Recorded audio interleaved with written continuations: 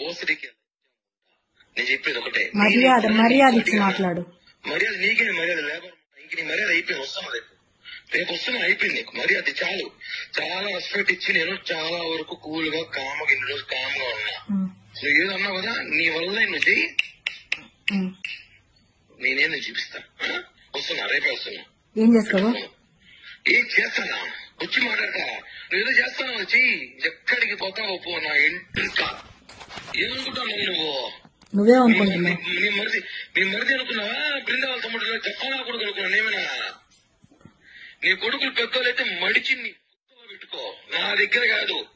కోసి వాత పెడతా, మటర్ కేసు పట్టు జైలు పోతా, 40 రోజులు బెయిల్ తీసుకుని బయటకు వస్తా. ఎట్లాంటివి ప్రశాంతంగా ఉండి జీవితము ప్రశాంతంగా బతుకుతావు. అందుకే నాకు ఫోన్ చేయి, ఏమన్నట్టు నాతో మాట్లాడాలి.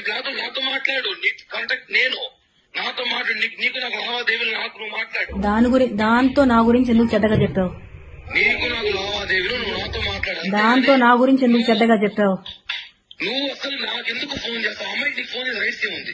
ఎందుకు లేదు? అదే నా లైఫ్ ని చెడగొట్టింది, నాశనం చేసింది. నాకు మాత్రమే రైట్స్ ఉన్నాయి, నీకు ప్రతి ఒక్కటి చేసింది నేను, మొత్తం చేసింది నేను, కాబట్టి నాకు మాత్రమే రైట్స్ ఉన్నాయి. నిన్ను అడగడానికి రైట్స్ మాత్రం నాకు మాత్రమే ఉన్నాయి. కిరణ్, ఎందుకు నా లైఫ్ నాశనం చేసినావు? ఎందుకు నన్ను కొట్టలేదా? దానివల్ల నన్ను గాయపరచలేదా? కొట్టలేదా? ఎందుకు కొట్టా అంటే నువ్వు ఓవర్ యాక్షన్ చేసినావు కాబట్టి, నా విషయం, నా పర్సనల్ లైఫ్ విషయం ఓవర్ యాక్షన్ చేసినావు కాబట్టి